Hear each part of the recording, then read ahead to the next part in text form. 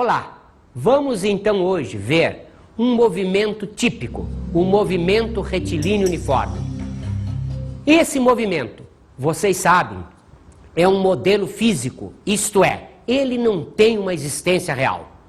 Quando dissemos que é um movimento retilíneo, admitimos que é uma curva de tal maneira que se aproxima o mais possível de um segmento de reta. Ele será considerado uniforme, por quê? Porque a velocidade será mantida constante durante o intervalo de tempo. Então, a nossa ideia é sempre relacionar o movimento, isto é, a posição em função do tempo. Lembrando, sempre em relação a um determinado referencial. Então, vamos observar a situação apresentada aqui. Eu tenho um eixo OX orientado para lá. Eu tenho, no instante T0, a posição S0. Cuidado com isso. Quem é o instante T0? É o instante em que eu começo a marcar o tempo. Se eu uso um cronômetro, é o instante em que eu disparo o cronômetro e o ponteiro começa a se movimentar. Nem sempre o T0 será igual a zero, mas 99% das vezes nós vamos considerar T0 igual a zero, mas não é obrigatório. O T0 representa o instante inicial. Observe, no instante T1, o móvel está ocupando a posição S1. No instante T2, o móvel está ocupando a posição S2. Então, como nós já sabemos, no instante 0, vamos considerar, na nossa situação, 0 segundo. Isto é, vamos disparar o cronômetro aí. Nesse instante, estou na posição S0. Observe, num instante posterior, isto é, num instante T1 maior que T0, eu estou na posição S1. Observe, num instante T2, T2 maior que T1, eu estou ocupando a posição S2. Como vocês estão vendo, existe uma relação biunívoca entre a posição e o instante em que isso está sendo considerado. Então, a velocidade escalar média, vocês sabem, ela é definida como a variação da posição na variação do tempo. Então, a velocidade escalar média entre os instantes 0 e 1 é definida pela variação de posição S1 menos S0 pelo intervalo de tempo, isto é, T1 menos T0. Admitindo-se T0 igual a zero, vocês já pensaram que ficaríamos com T1 menos zero, que dá o próprio T1.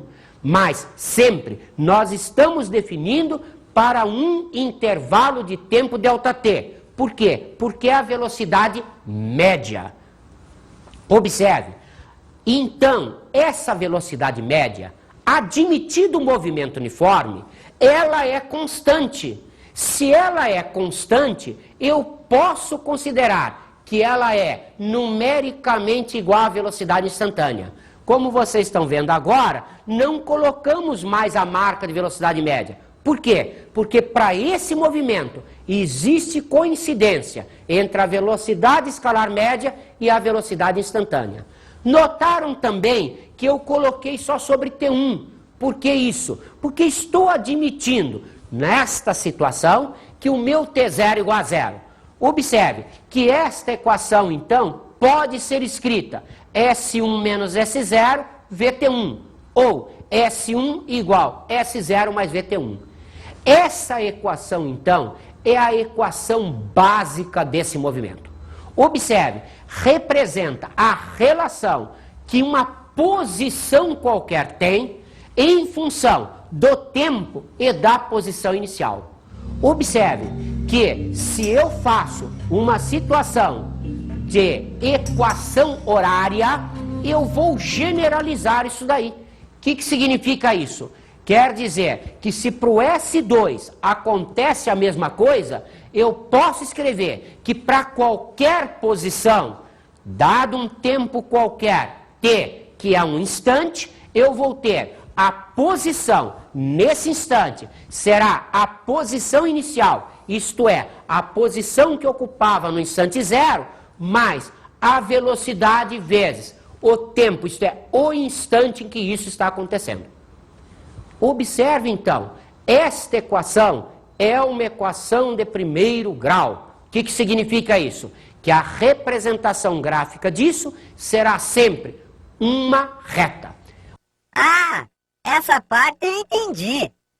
Agora que vem a parte difícil. Vamos observar a possibilidade de um tempo negativo.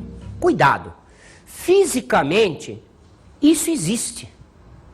Observe, o que você fez ontem?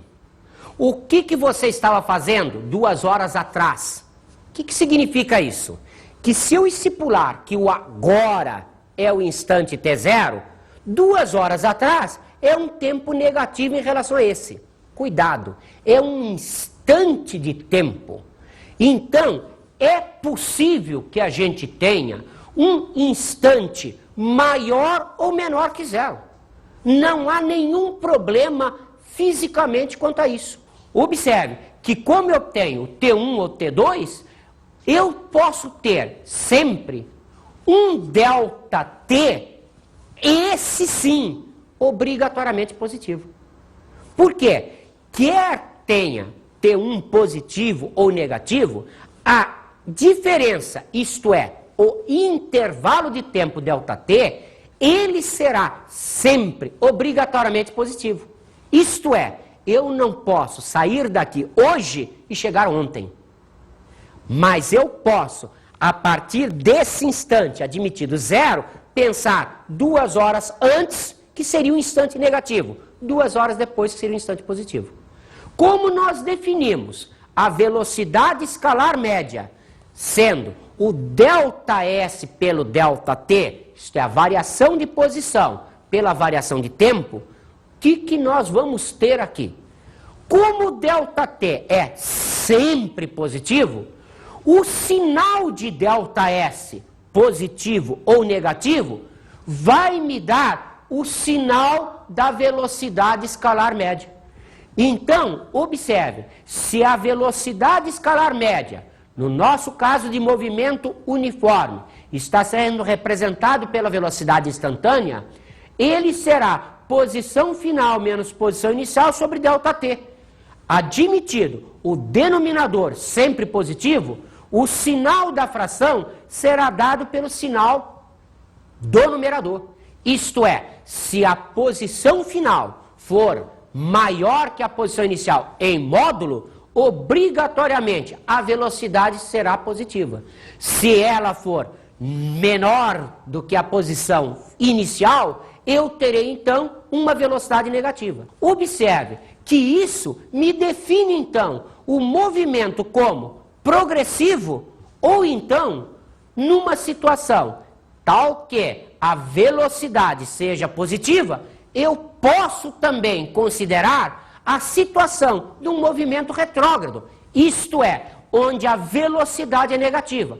Observe que em ambos os casos a implicação da velocidade está com o ΔS, já que o nosso ΔT é sempre positivo. Vamos então ver a velocidade média. Cuidado, lembrem-se, velocidade escalar média é uma coisa, velocidade média é outra. Aqui nós vamos ter situações particulares bastante interessantes. Então, vamos imaginar que um móvel percorre um determinado trecho partindo de uma posição S0 com uma velocidade V1 constante. É um movimento retilíneo uniforme. Vamos admitir que ele está numa posição S1 num instante T1. Observe, agora ele tem uma velocidade V2 que também é constante, mas não é igual à velocidade V1. Então, nós imaginamos que aí houve uma situação instantânea de mudança de velocidade. Vocês já pensaram, né? Isso daí é uma coisa teórica. Porque para que haja variação da velocidade, tem que haver um intervalo de tempo onde se considera a aceleração. Mas aqui, vamos admitir que esse intervalo de tempo é tão pequenininho, comparado com o estudo que estamos fazendo no movimento, que é como se a velocidade instantaneamente mudasse de valor. Então, vamos pensar, se na posição S2 corresponde ao instante T2, eu posso dizer que se esta diferença entre a posição 2 e a posição 1 é igual à diferença entre a posição 1 e a posição 0, significa que ele percorreu distâncias iguais. Então, vamos dizer que essa distância, tal que a posição final é S2, a posição inicial é a distância d minúsculo. Observe, se isso é d minúsculo e isto são distâncias iguais, significa que eu estou considerando esta distância como metade de d minúsculo, essa distância a outra metade de d minúsculo. Então, observe, se eu monto aquele sisteminha mostrando isso no meu eixo orientado a x, o que eu tenho? Daqui até aqui, a distância d sobre 2. Daqui até aqui, a mesma distância d sobre 2. Porém, eu estou admitindo que aqui ele teve uma velocidade constante v1, aqui ele teve uma velocidade constante v2. Então, pergunta-se, qual é a velocidade média que a gente tem? Observe, se não houve inversão no sentido de movimento, a velocidade escalar média, que é definida por ΔS por ΔT, isto é, posição final, S2 menos S0 sobre T2 menos T0, neste caso, não havendo a inversão do sentido de movimento e o movimento sendo retilíneo, eu posso perfeitamente considerar a velocidade escalar média como sendo a velocidade média. Observe, T2 menos T0 é a mesma coisa que T2 menos T1 mais T1 menos T0. Realmente, você já pensou em termos de matemática. Se eu levanto os parênteses, esse termo cortaria com isso. Então, realmente, é uma igualdade. Então, substituindo naquela expressão, eu posso dizer que o T2 menos T1 corresponde a S2 menos S1 sobre a velocidade V2 constante. Também, T1 menos T0 corresponde a S1 menos S0 sobre a velocidade V1, que é constante. Então, dado aquele esquema de que a velocidade escalar média representa sempre a variação de posição pela variação do tempo, a variação de posição total foi d minúsculo. A variação de tempo, nós fizemos agora há pouco, é representada por essas frações. Como é que a gente soma frações? A gente soma frações sempre reduzindo ao mesmo denominador. Então, o que nós vamos fazer? Vamos colocar o denominador comum tal que eu tenha esta expressão que, observe, representa a soma dessas frações. Então, isto fica 2V1V2 sobre V1 mais V2. Observe que existem vários exercícios de vestibulares onde você aplica essa fórmula direta. Você não precisa de mais nada. Então, se você se lembrar que o móvel percorreu distâncias iguais com velocidades constantes V1 e V2, você pode aplicar diretamente a expressão. Observe que isso mostra que a velocidade média não é a média aritmética das velocidades, e sim uma média que não é aritmética.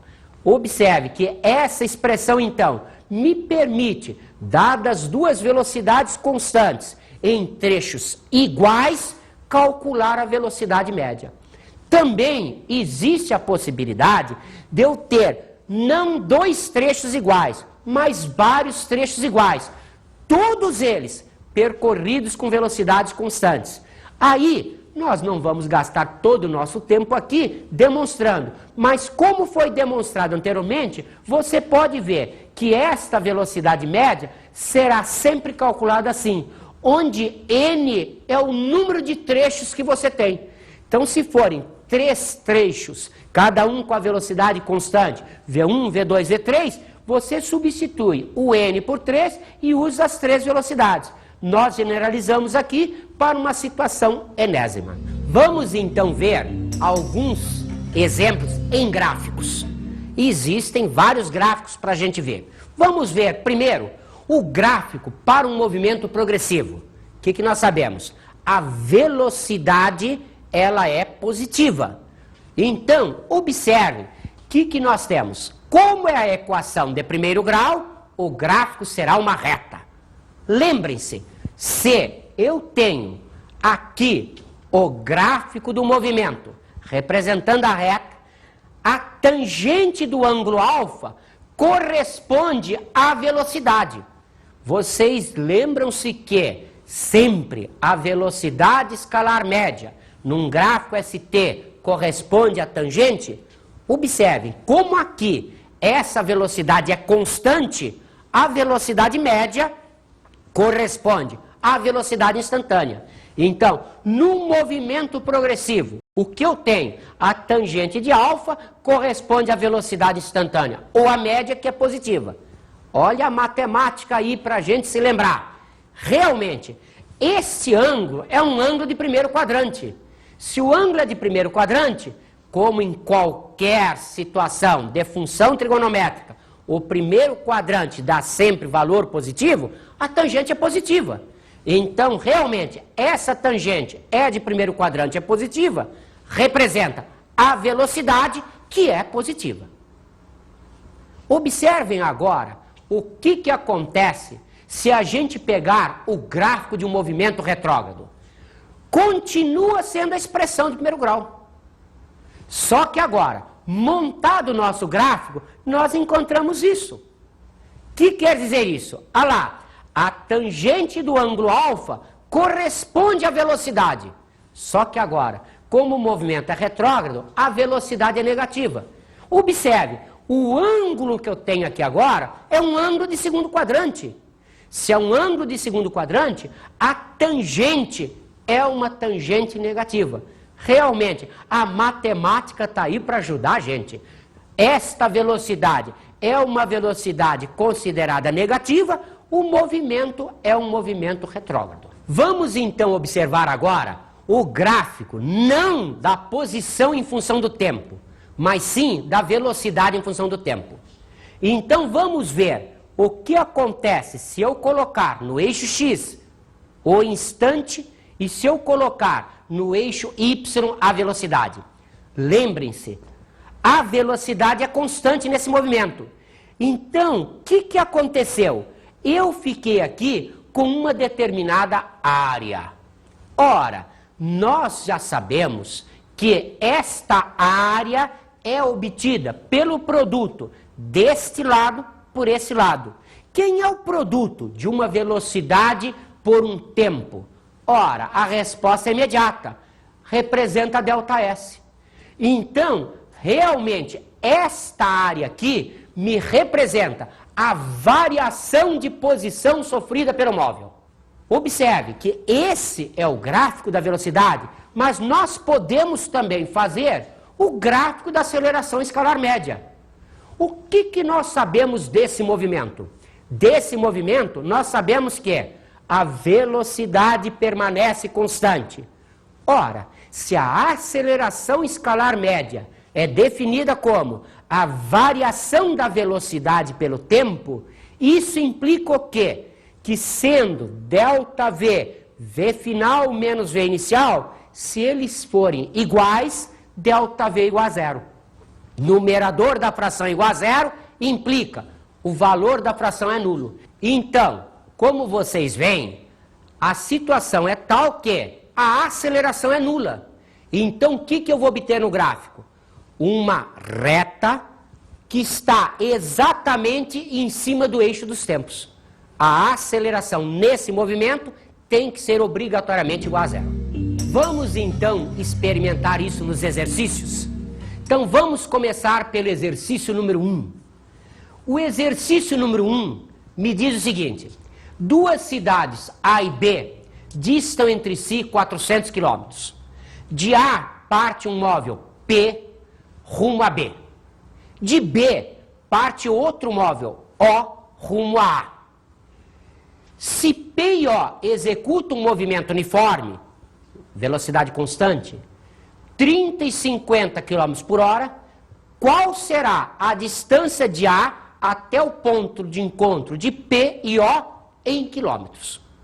Observe que nós vamos montar, como sempre, um gráfico. Então, a nossa ideia é fazer a coisa simples, só para a gente entender. Então, colocamos aqui uma reta, porque o movimento é retilíneo. Colocamos aqui os pontos nessa reta A e B, indicando o ponto de partida de A, ponto de partida de B, a velocidade de P e a velocidade do ponto O. A distância é 400 km. Então, o que nós vamos fazer? Vamos admitir que a posição inicial do móvel P é a posição zero. O que significa isso? Que a posição inicial do móvel O será 400 km. Como nós temos V de P 30 em km por hora, V de O é 50 em km por hora. Cuidado agora. Vamos então admitir que o ΔT gasto pelo P, o ΔT gasto pelo O, chamaremos sempre de ΔT igual, porque eles partem simultaneamente. Lembraram-se? ΔT está sendo confundido com T porque o tempo inicial está sendo considerado zero. Então, aplicando-se a equação horária do movimento, cuidado com ela agora. Posição de P será definida por S0 de P mais 30T. Agora, posição do O. Observem. Posição do O final igual posição inicial mais. Perceberam? Eu resolvi adotar para lá positivo. Então, esta velocidade foi admitida positiva. Para cá, negativo. Então, agora, na equação, eu não posso me esquecer desse sinal. Mas, observe, eles vão se encontrar. O que significa dois móveis se encontrar? Significa que esses móveis encontrar-se vão ter a posição comum. Isto é, no encontro, esta posição tem que ser exatamente igual a essa. Senão, não se encontram. Então, fica igualando as posições finais, 0 mais 30T igual 400 menos 50T. Passando-se isto para o primeiro termo, nós vamos ter 80T igual a 400. Isto é, o tempo gasto até o encontro é 5 horas. Observe, isso é um ΔT, é um intervalo de tempo. Mas como eu estou admitindo T0 igual a 0, estou escrevendo T. Então, a posição de encontro a partir da situação definida para o móvel que saiu de A será então 0 mais 30 vezes o intervalo de tempo gasto até o encontro, isto é, a posição será 150 km de Agora tá ficando meio complicado. Vamos então a mais exercícios. Vamos ao exercício número 2. Observe, isto daqui é considerado a situação típica de um motorista carioca. E então, o motorista acelera, depois mantém velocidade constante, depois freia, acelera outra vez. Então, a situação representada é essa. Observe, o que está acontecendo? Se houve um sinal fechado, ele parou, a velocidade é 0. Aqui, ele acelerou, houve uma aceleração, depois manteve uma velocidade constante, depois freou outra vez. Então, a questão é, qual é a velocidade média no percurso correspondente ao intervalo de tempo entre t igual a 0 e t igual a 240 segundos. Observe, a velocidade média representa uma velocidade constante que ele teria, tal que ele desenvolveria a mesma distância percorrida no mesmo tempo. Então, vamos fazer os cálculos para isso. O que nós sabemos? Dado um gráfico VT, a área representa sempre o ΔS, a variação de posição. Então, se eu tiver estas opções, qual delas satisfaz? Perceberam a pergunta? Qual delas satisfaz? Então, 120 km por hora, 80 km por hora, 65 km por hora, 35 km por hora ou 15 km por hora. Como é que nós vamos fazer isso? Lembrando que, num gráfico VT, a área corresponde a ΔS, vamos imaginar que o ΔS total é 2 vezes a área daquele trapézio. Por quê? Porque eu tenho 2 trapézios que são iguais. Notaram que naqueles trapézios eu conheço a base maior, mas não sei o valor da base menor. Observe, 2 vezes a área do trapézio. A área do trapézio é dada pela base maior mais base menor vezes a altura sobre 2. Então, a base maior é conhecida, é 60. A base menor não é conhecida. Chamei de A. Resolvendo isso daqui, eu tenho ΔS igual 60 mais A vezes 120. Observe que se a velocidade escalar média é definida como ΔS por ΔT, eu vou pegar o valor encontrado no ΔS e dividir por ΔT. Isto é, o valor de ΔS que eu acabei de encontrar, dividido pelo ΔT. Simplificando isso daqui, nós chegaríamos a 60 mais A sobre 2. Ou, separando essa fração em 2 partes, 30 mais A sobre 2. Observe, eu não sei o valor de A, mas o que eu posso dizer? O A, ele é menor que 60 e é maior que 0. Então ele está nesse intervalo. Então, se o A está nesse intervalo, a velocidade média, sendo 30 mais A sobre 2, eu vou ver os limites desse A para calcular a velocidade média. Qual é o limite superior? O limite superior é A igual a 60. O limite inferior é A igual a 0. Isto é, a velocidade está entre 60 sobre 2, 30 mais 30, 60, ou 0 sobre 2, que dá 0 e 30. A velocidade média tem um valor entre 60 e 30. Das opções apresentadas, só tem uma que satisfaz. A única opção que satisfaz é a velocidade média de 35 km por hora. Observe, aí vocês diriam, mas essa questão só poderia ser uma múltipla escolha? Não poderia ser uma questão discursiva? A resposta da questão discursiva é essa. O que eu garanto que essa velocidade média está compreendida entre os valores 60 km por hora e 30 km por hora.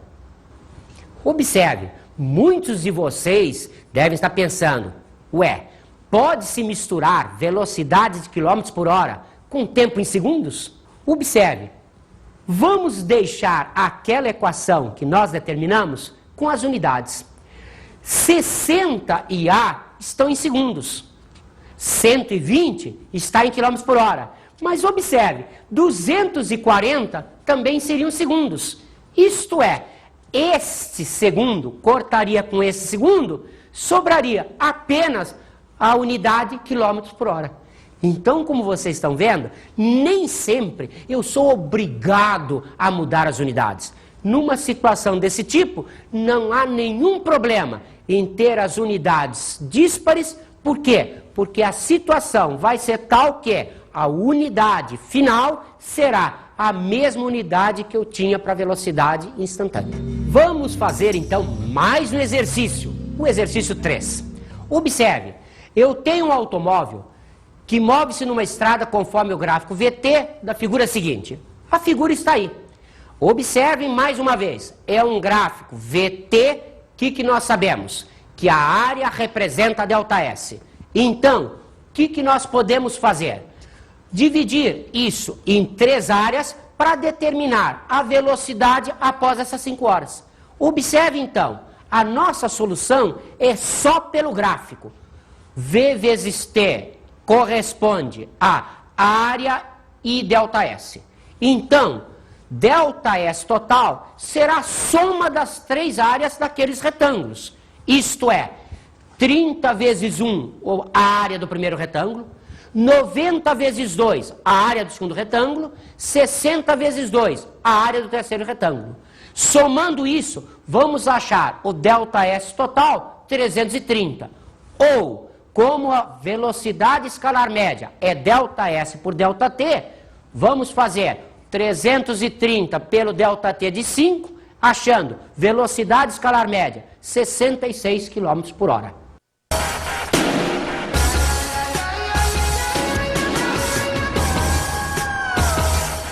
A nossa dica de hoje é, cuidado, velocidade escalar média e velocidade média. E aplicar sempre num gráfico. O gráfico fica, às vezes, muito mais fácil que a expressão analítica. E com isso, encerramos a nossa aula de hoje.